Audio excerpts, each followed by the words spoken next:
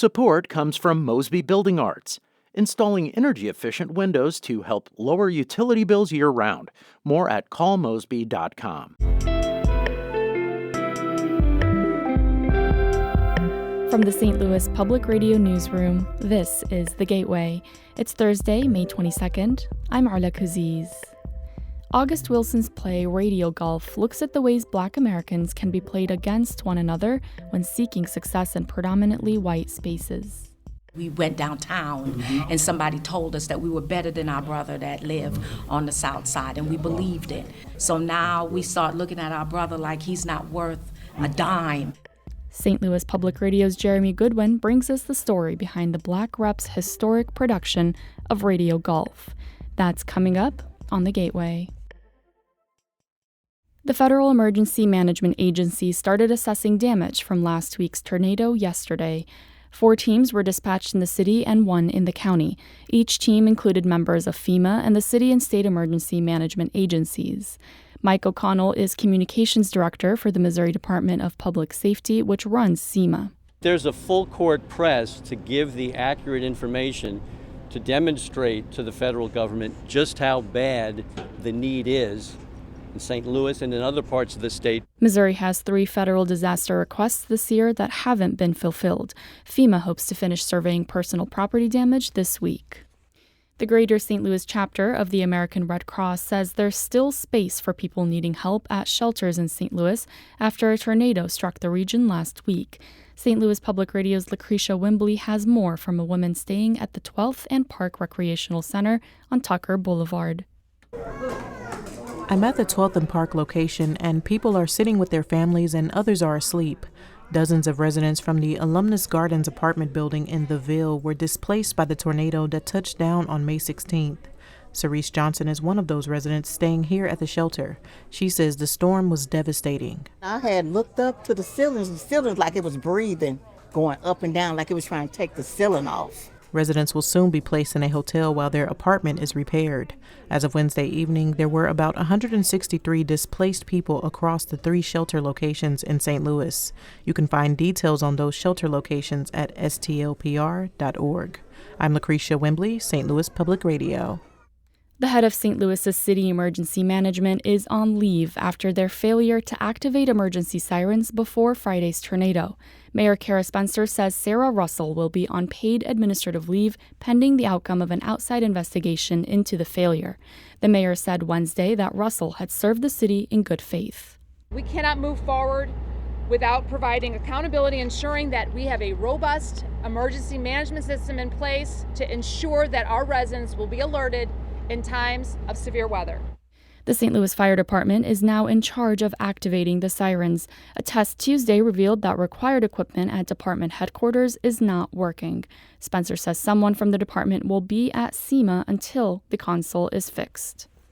The state of Illinois has launched a public survey on adding much faster passenger trains that would run through from Chicago to St. Louis. Raymond Lai is with the High-Speed Rail Commission, which is helping with the study. He says 200-mile-per-hour trains would expand job opportunities for many. Say they can live, say in Bloomington normal. They work in Chicago. They can do the daily commute through high-speed train, for example. The state has started a feasibility study that would also explore connecting services to other Illinois cities currently not on the Chicago to St. Louis route. The country is in the midst of an earlier-than-usual humidity wave. Parts of Illinois and Missouri have been blanketed with significant moisture this past week, and it's still hanging around. The Midwest Newsroom's Holly Edgell reports on why this spring feels so steamy. The reason for the swampy spell is higher than normal dew points. That's a temperature at which air becomes saturated with water vapor. A 60-degree dew point produces muggy air. A 75-degree dew point feels extremely uncomfortable, like a rainforest.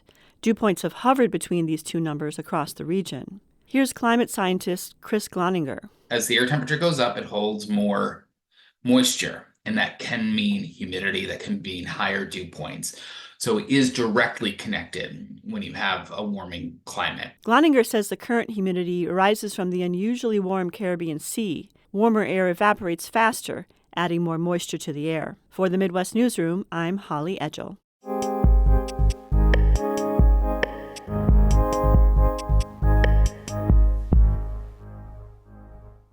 There's no parallel in American theater to August Wilson's American Century Cycle, 10 plays that together depict a century of change in one neighborhood of Pittsburgh.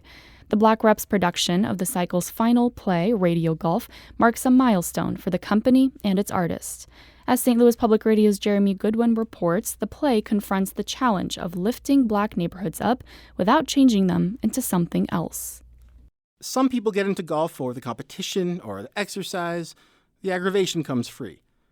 But the sport can also offer a golf cart ride into the smoky back room, where power brokers seal business deals with backslaps after a friendly round. Golf invites from former Urban League leader Jim Buford did wonders for the founder of the Black Rep, Ron Himes. Jim would say, "Come on, Ron, I need you to play in this foursome with this CEO, this person from the foundation, these big donors." I could play golf with people who Ron Himes, the producing director of the Black Rep, could not get a meeting with. Himes says golf plays a similar role for some of the folks in Radio Golf. He's in the cast of the play. It centers on two Black businessmen who return to their old neighborhood to build a big housing and shopping development. They say it'll lift the community up, but first they need to tear a chunk of it down. Velma Austin plays Mame, who's married to the lead developer. Sitting with castmates, Austin says Black folks can get played against one another when somebody achieves financial success in a predominantly white space. You know, somewhere along the line, we got lost. We went downtown, and somebody told us that we were better than our brother that lived on the south side, and we believed it. Somebody lied to us and told us that we're worth 25 cents. So now we start looking at our brother like he's not worth a dime. Mame's husband is named Harmond. He's about to break ground on the development as he launches a campaign for mayor. Reginald Wilson plays the role. Did you solicit money from anybody? Now that's a $10 word with a $5 meaning. In this scene from an early rehearsal, Harmond meets Ron Himes' character, a neighborhood elder who tells him Pittsburgh will never allow a Black man to be mayor. This is America, the land of opportunity. I can be mayor. I can be anything I want. You got to have the right quarter. America is a giant slot machine. You walk up to it, you put your quarter in, and it spits it right back out. You look at the coin, you think maybe it's a Canadian quarter. So you look at it again, and sure enough, it's an American quarter. It's spent for everybody else, but it don't spend for you. Now, is the problem with the quarter or with the machine? Somebody running for mayor ought to know that. This production of Radio Golf marks a milestone that's been decades in the making. The August Wilson Center says this is the first time a company has produced all 10 plays in the American Century Cycle twice. Ron Himes says that's the result of a lot of work. If you could complete that cycle, it's a major accomplishment for the company. It's been a major accomplishment for a group of artists, too. Those artists include Himes and Ron L. Connor, who have now both acted in all 10 plays. Connor has held that goal since discovering Wilson's work in college. And it jumped off the page.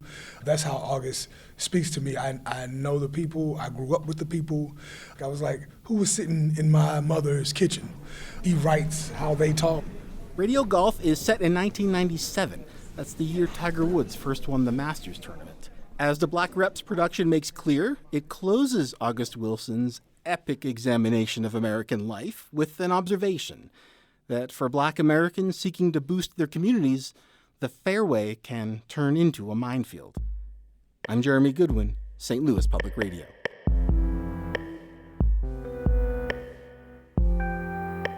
Tracy Tong edited that report. The Gateway is a production of St. Louis Public Radio, a listener-supported service of the University of Missouri-St. Louis. Music by Ryan McNeely of Adult Fur. I'm Arla Kuziz, and from the St. Louis Public Radio newsroom, this has been The Gateway.